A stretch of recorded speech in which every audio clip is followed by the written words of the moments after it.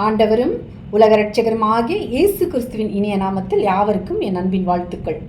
உணவு, உடை, நேரம், பொழுதுபோக்கு, பயணம் போன்றவற்றை கவனத்தோடு தேவைக்கு மட்டும் நாம் பயன்படுத்திக் கொள்வது நிறைவோடு வாழ்வதற்கு உதவி செய்யும். ஒருவனிடத்திலும் இலவசமாக சாப்பிடாமலும் உங்களில் ஒருவனுக்கும் பாரமாக இல்லாதபடிக்கு இரவும் பகலும் பிரயாசத்தோடும் வருத்தத்தோடும் வேலை செய்து சாப்பிட்டோம்.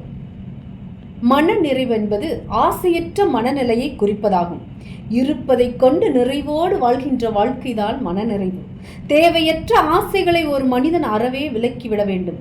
கடினப்பட்டு உழைக்க வேண்டும். சிலவற்றை செய்வதற்கு நாம் ஆசைப்பட வேண்டும். அதே நேரத்தில் அளவுக்கு மீறி ஆசைப்படுவது நமது சுய கட்டுப்பாட்டை நாம் இழப்பதற்கு வழிவகுக்கும்.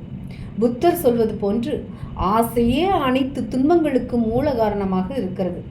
மனநிறைவு என்ற பண்பு நாம் நிறைவோடு வாழ்வதற்கு உதவி செய்கிறது.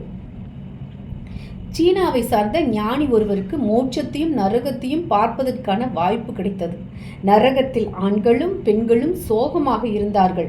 விண்ணுலகில் வாழ்ந்த மனிதர்களோ மகிழ்ச்சியோடு இருந்தார்கள். ஆனால் அங்கு எதுவுமே இல்லை. இந்த நிகழ்விலிருந்து அவர் சொல்கின்ற செய்தி என்னவென்றால், ஒரு மனிதன் நிறைவோடு வாழ்கின்ற பொழுது அவன் விண்ணுலகில் வாழ்கின்றான். மற்றவர்களோடு நம்மை ஒப்பிட்டு பார்க்காமல் வாழ்கின்ற வாழ்க்கைதான் மேன்மையான வாழ்க்கையாகும்.